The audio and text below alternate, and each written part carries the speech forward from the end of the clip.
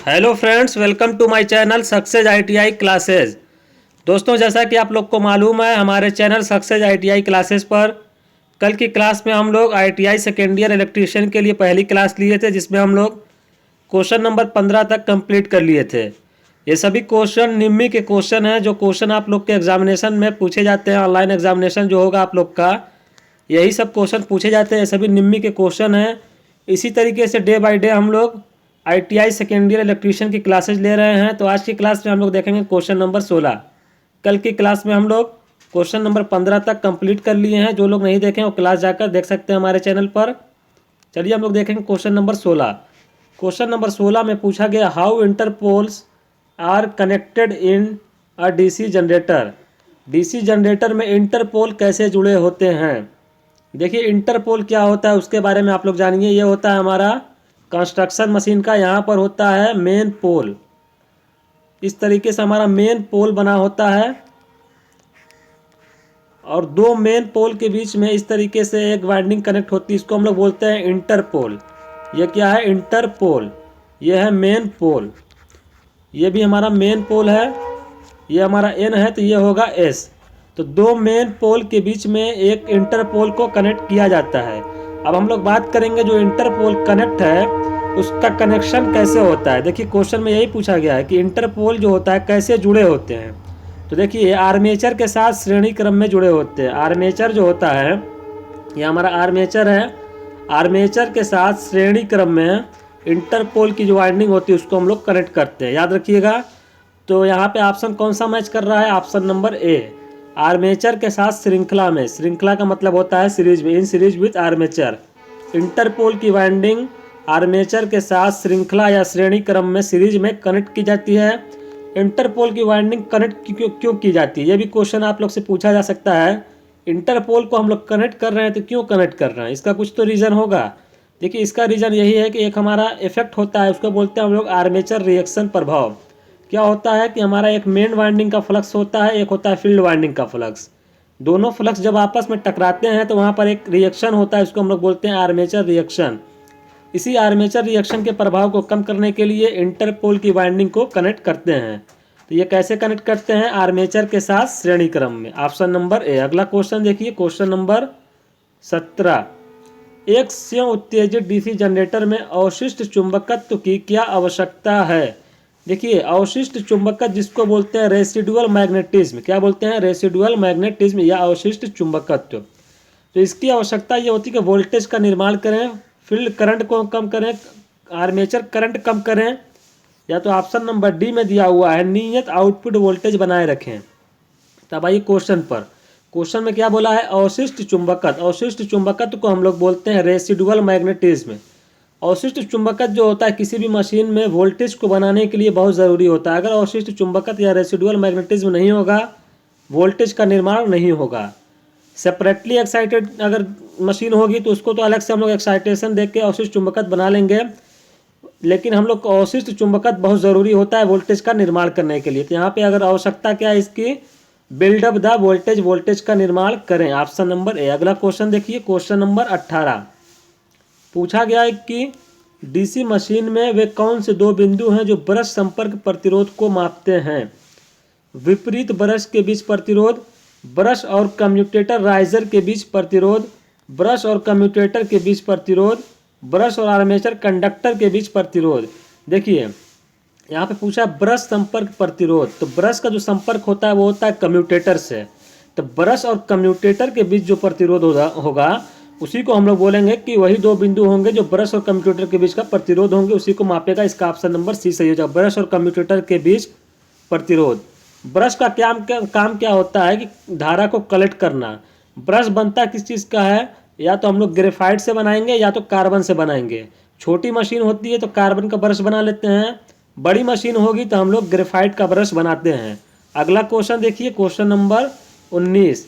पूछा गया है कि किस वोल्टेज ड्रॉप को एक्स के रूप में चिन्हित किया गया। यहाँ पर जो एक्स के रूप में दर्शाया गया है ये कौन सा वोल्टेज ड्रॉप है। देखिए, यहाँ पर एक ड्रॉप दिखाया गया, full load voltage drop, armature voltage drop, armature reaction drop, और एक है shunt field voltage drop. Armature का जो वोल्टेज ड्रॉप होता है वो होता है IA RA। तो ये तो यहाँ पर नहीं है। फुल लोड वोल्टेज ड्रॉप ये भी नहीं दर्शाया गया, आर्मेचर रिएक्शन का ड्रॉप है। यहाँ पे जो दर्शाया गया ये वाला ड्रॉप, ये है armature reaction drop, option number C. अगला क्वेश्चन देख लीजिए, क्वेश्चन नंबर 20 पूछा गया है कंपाउंड जनरेटर का नाम क्या है यदि शंट फील्ड आर्मेचर के साथ समांतर में जुड़ा है। देखिए एक होता है सीरीज फील्ड, जैसे हमारा आर्मेचर है, आर्मेचर से अगर हम लोग इस तरीके से एक वाइंडिंग स्ट्रिप कनेक्ट कर दे श्रेणी क्रम में और यहाँ पर लगा दे लोड, तो इसको हम लोग बोलेंगे सीरीज जनरेटर। ये आर्मेचर से श्रेणी क्रम में है, और अगर आर्मेचर से हम लोग समांतर में इस तरीके से वाइंडिंग को कनेक्ट करें और यहाँ पर लोड लगा दे तो इसको हम लोग बोलेंगे शंट जनरेटर। अब देखिए कंपाउंड जनरेटर क्या होता है, कंपाउंड जनरेटर में हमारा ये सीरीज वाली वाइंडिंग भी होगी और शंट वाली वाइंडिंग भी होगी, दोनों वाइंडिंग जब मिलाएंगे तो उसको बोलते हैं कंपाउंड। कंपाउंड का मतलब होता है मिश्रण। तो अब इसका जो कनेक्शन होता है दो तरीके से होता है, उसको भी हम लोग देखेंगे। देखिए दो तरीके से कनेक्शन क्या होता है, इस तरीके से होता है, जैसे हमारा आर्मेचर है, एक यहाँ पे हम लोग वाइंडिंग को कनेक्ट कर देंगे और एक वाइंडिंग को इस तरीके से यहाँ कनेक्ट कर दिया, एक कनेक्शन तो ये हो गया कंपाउंड जनरेटर का। और एक कनेक्शन ये होता है कि यहाँ पे एक वाइंडिंग कनेक्ट कर लीजिए और एक आर्मेचर यहाँ बना लीजिए, यहाँ पर एक वाइंडिंग को कनेक्ट कर लीजिए शंट वाइंडिंग को, तो यहाँ पर लगाइएगा लोड जिसको चलाना है जनरेटर को। एक कनेक्शन ये हो गया। तो दोनों कनेक्शन जो होता है, ये वाला जो कनेक्शन है इसको हम लोग बोलते हैं short shunt compound generator, short shunt होता है। ये वाला जो कनेक्शन है इसको बोलते हैं लॉन्ग शंट, याद रखिएगा। आप क्वेश्चन पर आइए, what is the name of the DC generator if the shunt field is connected in parallel with armature. Compound generator का नाम क्या है यदि शंट फील्ड आर्मेचर के साथ समांतर में है। देखिए शंट फील्ड जो है ये वाली आर्मेचर के साथ क्या समांतर में है, और यहाँ पर एक वाइंडिंग इस तरीके से कनेक्ट है, तो इसको हम लोग बोलते हैं शॉर्ट शंट। तो यहाँ पे जो क्वेश्चन बोला गया वो है शॉर्ट शंट। कौन सा है, शॉर्ट शंट कंपाउंड जनरेटर। अगला क्वेश्चन देख लीजिए, क्वेश्चन नंबर 21 पूछा गया क्यों एक डीसी जनरेटर के आर्मेचर कोर पतलित है। आर्मेचर का जो कोर होता है, जैसे एक हम लोग कल सिंबल देखे थे, इस तरीके से पतली पतली पट्टियों में तोड़ करके लेमिनेशन कर दिया जाता है आर्मेचर की कोर को। क्यों किया जाता है, इसकी मोटाई होती है 0.5 mm तक।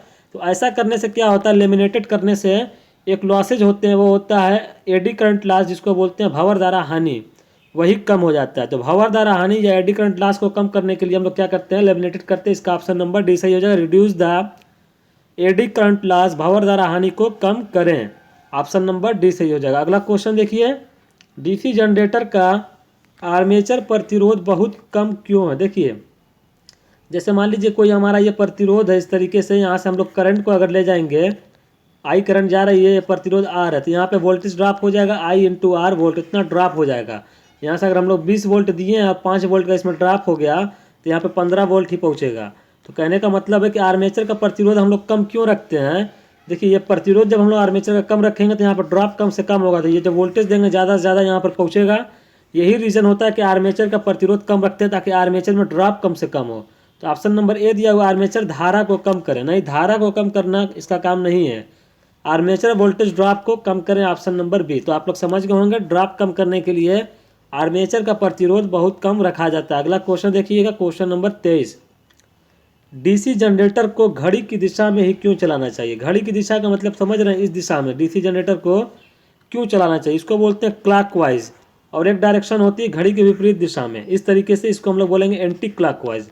तो आप लोग क्या करते हैं कि जनरेटर जो होता है डीसी जनरेटर, उसको घड़ी की दिशा में ही क्यों चलाते हैं, उसका एक रीज़न होता है। रीज़न ये होता है कि अवशिष्ट चुंबकत्व की रक्षा करने के लिए, क्योंकि हमने बताया वोल्टेज का निर्माण करने के लिए अवशिष्ट चुंबकत्व की बहुत ज़्यादा आवश्यकता होती है। इसी को बनाए रखने के लिए हम लोग जनरेटर को क्लॉकवाइज डायरेक्शन में ही चलाते हैं। बार बार अगर हम लोग डायरेक्शन को चेंज करेंगे तो अवशिष्ट चुंबकत्व बर्बाद हो जाता है, नष्ट हो जाता है। उसी से बचने के लिए क्लॉकवाइज डायरेक्शन में घड़ी की दिशा में ही हम लोग को जनरेटर को चलाना चाहिए। यहाँ पे कौन सा ऑप्शन सही हो जाएगा, ऑप्शन नंबर देखते हैं कौन सा सही है, ब्रश को नुकसान से बचाने के लिए ये नहीं है, अवशिष्ट चुंबकत्व की रक्षा करने के लिए, ऑप्शन नंबर बी। अवशिष्ट चुंबकत्व या रेसिडुअल मैग्नेटिज्म को बनाए रखने के लिए क्लॉकवाइज डायरेक्शन में ही चलाइए इसको। देखिए बड़े डीसी जनरेटर में घुमावदार क्षतिपूर्ति क्यों प्रदान की जाती है। देखिए अभी हम लोग देखे थे इंटरपोल की वाइंडिंग, दो मेन पोल था, उसके बीच में हम लोग इंटरपोल को कनेक्ट कर रहे थे, इस तरीके से आप लोग देखे थे। तो ये इसका काम क्या था, आर्मेचर के श्रेणी क्रम में कनेक्ट किए थे, और इसका काम क्या था, आर्मेचर रिएक्शन को कम करना। वैसे ही एक होता है घुमावदार क्षतिपूर्ति वाइंडिंग, जिसको बोलते हैं कंपनसेटिंग वाइंडिंग। इसका भी काम यही होता है कि आर्मेचर का जो रिएक्शन होता है उसको कम करना, आर्मेचर रिएक्शन को कम करने के लिए कंपनसेटिंग वाइंडिंग या घुमावदार क्षतिपूर्ति वाइंडिंग को भी किया जाता है और इसका भी कनेक्शन आर्मेचर के साथ श्रेणी क्रम में ही किया जाता है। अब आइए आंसर पर, घुमावदार क्षतिपूर्ति वाइंडिंग क्यों कनेक्ट करते हैं? अधिक लोड कनेक्ट करें, कम्यूटेशन प्रभाव को कम करें, आर्मेचर प्रतिक्रिया प्रभाव को बेअसर करें। यहाँ पे ऑप्शन नंबर सी हम लोग को मिल गया। हमने क्या बोला? Neutralise armature reaction effect, armature प्रतिक्रिया प्रभाव को बेअसर करने के लिए हम लोग इसका उपयोग करते हैं। अगला क्वेश्चन देखिएगा, क्वेश्चन नंबर 25, डीसी जनरेटर के वोल्टेज का निर्माण करने में विफल होने का क्या कारण है?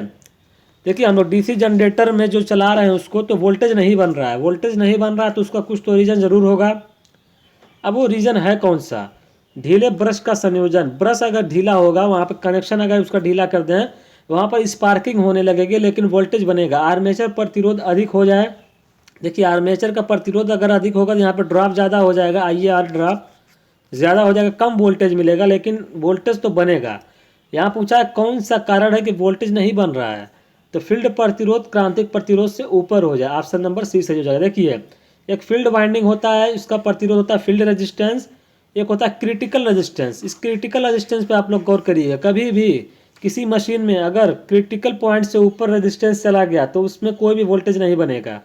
तो यहाँ पे फील्ड वाइंडिंग का जो प्रतिरोध है क्रांतिक प्रतिरोध से ऊपर है, इसका ऑप्शन नंबर सी सही हो जाएगा। यही रीज़न है कि वोल्टेज का निर्माण हो ही नहीं रहा है मशीन में। तो ये ऑप्शन आप लोग याद रखिएगा कभी भी कि फील्ड वाइंडिंग का प्रतिरोध हमेशा क्या होना चाहिए? बिलो होना चाहिए, कम होना चाहिए क्रिटिकल पॉइंट से या क्रांतिक पॉइंट से। अगला क्वेश्चन देखिएगा, क्वेश्चन नंबर 26, पूछा गया है कि जनरेटर का नाम क्या है यदि इसका क्षेत्र आर्मेचर के साथ समांतर में जुड़ा है।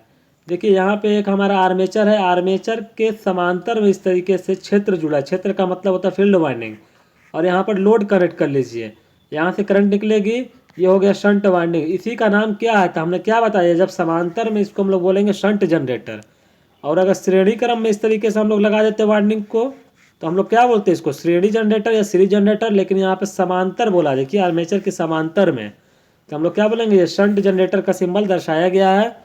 यहाँ पे कौन सा ऑप्शन सही हो जाएगा? Option number A. अगला क्वेश्चन देखिए, क्वेश्चन नंबर 27, डीसी जनरेटर में पोल शू का उद्देश्य क्या है? देखिए, जब हम लोग मशीन पढ़ते हैं तो उसमें इस तरीके से एक सिंबल दर्शाया जाता है। कल के क्वेश्चन में ऐसा एक सिंबल आया था, हम लोग से पोल शू का क्वेश्चन पूछा गया था, तो आप लोग याद रखिएगा यहाँ पर ये होता है पोल कोर। ये क्या है? पोल कोर। और यहाँ पे ये वाला जो पार्ट दिखाया गया है इसको हम लोग बोलते हैं पोल शू। क्या है? पोल शू। यहाँ पर हम लोग फील्ड वाइंडिंग करते हैं इस तरीके से, पोल का जो कोर है उस पर हम लोग क्या करते हैं? फील्ड की वाइंडिंग करते हैं। और ये जो होता है कम्यूटेटर, ये जो पोल शू है, पोल शू ये जो दर्शाया गया है, इसका शेप इस तरीके से क्यों बनाते हैं उसको आप लोग देखिए। इस वाइंडिंग को यहाँ पर रोके रखने के लिए, सहायता करने के लिए इसका शेप इस तरीके से बनाया जाता है। एक रीजन ये होता है। दूसरा रीजन ये होता है, यहाँ पे होता है हमारा आर्मेचर, तो इसका शेप इस तरीके से बनाते हैं तो आर्मेचर जो होता है उस पर समान मात्रा में फ्लक्स का डिस्ट्रीब्यूशन हो, इसलिए हम लोग इसका शेप इस तरीके से बनाते हैं। फ्लैट इस तरीके से नहीं है, देखिए इस तरीके से मुड़ा हुआ है इस तरीके से, तो ये भी एक रीज़न होता है। अब आइए क्वेश्चन पर। क्वेश्चन में क्या पूछा गया? डीसी जनरेटर में पोल शू का उद्देश्य क्या? एयर गैप को कम करें। एयर गैप कम नहीं करता, क्षेत्र की ताकत बढ़ाना, चुंबकीय हानियों को कम करना, एयर गैप में समान रूप से फ्लक्स को फैलाना था। हमने क्या बताया?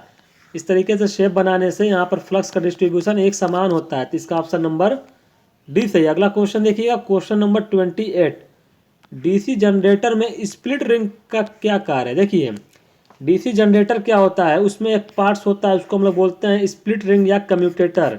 ये जो स्प्लिट रिंग होता है इस तरीके से होता है, उसके जो खंड होते हैं ये माइका से इंसुलेटेड रहते हैं, और इसका एक काम होता है कम्यूटेटर का। स्प्लिट रिंग को हम लोग कम्यूटेटर भी बोलते हैं। क्या बोलते हैं? कम्यूटेटर। याद रखिएगा, स्प्लिट रिंग को कम्यूटेटर बोला जाता है। अब कम्यूटेटर का काम क्या होता है डीसी जनरेटर में? जैसे हम लोग डीसी जनरेटर में क्या करते हैं, हम लोग यांत्रिक ऊर्जा देते हैं। जब हम लोग जनरेटर को घुमाते हैं, आप लोग शादी ब्याह में देखे होंगे, जनरेटर होता है, जब लाइट चली जाती है तो हम लोग क्या करते हैं? उसको घुमाते हैं हैंडल लगाकर, तो हम लोग कौन सी एनर्जी देते हैं? यांत्रिक ऊर्जा। जब यांत्रिक ऊर्जा देते हैं तो उसके अंदर क्या होता है? मैग्नेटिक फील्ड होता है। मैग्नेटिक फील्ड के बीच में जब हमारा रोटर घूमता है, जब रोटर वो हमारा आर्मेचर घूमता है, आर्मेचर में कंडक्टर होते हैं, तो Faraday law of electromagnetic induction के अनुसार कहा जाता है कि जब कोई कंडक्टर को मैग्नेटिक फील्ड में आप लोग घुमाएंगे तो उसमें एक ईएमएफ मिल जाता है, तो वहाँ पे हम लोग को मिल जाता है इलेक्ट्रिकल करंट, ईएमएफ मिल जाएगा, वहाँ पर धारा मिल जाएगी, विद्युत ऊर्जा मिल जाएगी। तो ये भी क्वेश्चन आप लोग से पूछा जाता है, जनरेटर किस ऊर्जा में बदलता है, तो यांत्रिक ऊर्जा को विद्युत ऊर्जा में। अब देखिए जब हम लोग का ईएमएफ जो मिलता है, करंट मिलती है, वो होती है एसी। अब हम लोग को चाहिए क्या, डीसी, क्योंकि डीसी जनरेटर है। तो अब इस एसी को डीसी में कन्वर्ट करने के लिए हम लोग एक उपकरण का उपयोग करते हैं, उसको हम लोग बोलते हैं कम्यूटेटर या परिवर्तक, जिसको स्प्लिट रिंग भी बोला जाता है। तो यहाँ पे स्प्लिट रिंग जो बोला गया है, इसका काम, उसको हम लोग क्या बोल सकते हैं, कम्यूटेटर या स्प्लिट रिंग। तो ये क्या करेगा, निरंतर वोल्टेज बनाए रखें।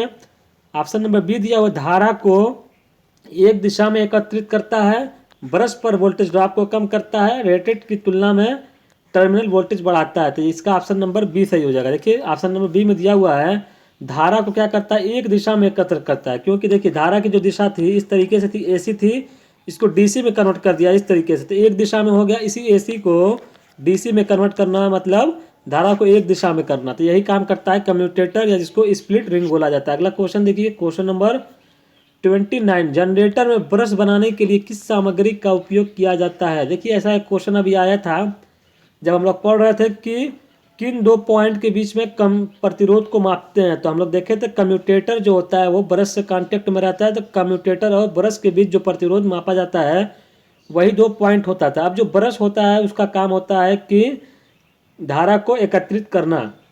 अब ब्रश बनता किसका है, यहाँ पे ऑप्शन दिए गए हैं। क्वेश्चन में ये पूछा, ब्रश बनाने के लिए किस सामग्री का उपयोग किया था, स्टील और ग्रेफाइट का, कार्बन और ग्रेफाइट का, यहाँ दिया वो ढलवा लोहा और ग्रेफाइट, एल्युमिनियम और ग्रेफाइट। याद रखिएगा, हमने बताया भी था इससे पहले वाले क्वेश्चन में, कार्बन और ग्रेफाइट का ब्रश बनाते हैं। इसका ऑप्शन नंबर बी सही है। देखिए कार्बन का ब्रश कब बनाएंगे, जब हम लोग को छोटी मशीन की आवश्यकता होगी तो हम लोग कार्बन का ब्रश बना सकते हैं, लेकिन जब हम लोग को बड़ी मशीन बनाना होगा तो ग्रेफाइट का ब्रश बनाएंगे बड़ी मशीन के लिए। तो यहाँ पे कौन सा ऑप्शन सही है, ऑप्शन नंबर बी। अगला क्वेश्चन देखिए, क्वेश्चन नंबर 30 पूछा गया कि क्यों डीसी जनरेटर अपने अवशिष्ट चुंबकत्व को खो देते हैं। देखिए अवशिष्ट चुंबकत्व, रेसिडुअल मैग्नेटिज्म, जो कि हम लोगों ने पढ़ा है कि वोल्टेज का निर्माण करने के लिए अवशिष्ट चुंबकत्व की बहुत ज़्यादा आवश्यकता होती है। अवशिष्ट चुंबकत्व का होना बहुत ज़रूरी है, अगर अवशिष्ट चुंबकत्व नहीं होगा वोल्टेज नहीं बनेगा। अब क्यों डीसी जनरेटर अवशिष्ट चुंबकत्व को खो देता है, भारी शॉर्ट सर्किट, बिना लोड के लगातार चल रहा, बिना रुके लगातार चल रहा, या रोटेशन की दिशा अक्सर बदल रही है। देखिए ऐसा एक क्वेश्चन अभी आया था पीछे, हम लोगों ने क्या देखा था कि इसको हम लोग घड़ी की दिशा में ही क्यों चलाते हैं जनरेटर को। तो इसका ऑप्शन यही था कि घड़ी की दिशा में इसलिए चलाते हैं ताकि अवशिष्ट चुंबकत्व नष्ट ना हो, अवशिष्ट चुंबकत्व को बनाए रखने के लिए। तो अवशिष्ट चुंबकत्व बनाए रखने के लिए हम लोग क्या करते हैं, घड़ी की दिशा में चलाते हैं। तो यहाँ पे पूछ रहा है कि क्यों डीसी जनरेटर अपने अवशिष्ट चुंबकत्व को खो देगा। तो घड़ी की दिशा में हम लोग इसीलिए चलाते हैं एक दिशा में, ताकि उसका अवशिष्ट चुंबकत्व बना रहे। तो यहाँ पे पूछा कि अपना अवशिष्ट चुंबकत्व क्यों खो देगा, तो इसका ऑप्शन नंबर डी सही हो जाएगा। रोटेशन की दिशा अक्सर बदलती रहती है, कहने का मतलब कभी क्लॉकवाइज चला रहे हैं, कभी एंटी क्लॉकवाइज चला रहे हैं। इससे क्या होगा, अवशिष्ट चुंबकत्व हमारा नष्ट हो जाता है, समाप्त हो जाता है। तो क्या होता है, अवशिष्ट चुंबकत्व क्यों खो देगा, रोटेशन की दिशा अगर लगातार बदलती रहे। तो दोस्तों आज की क्लास में इतना ही। अगर क्लास पसंद आ रही हो तो हमारे चैनल को सब्सक्राइब ज़रूर कर लीजिएगा। फिर मिलेंगे दोस्तों इसी तरीके से अगली क्लास में। आप लोग का बहुत बहुत धन्यवाद।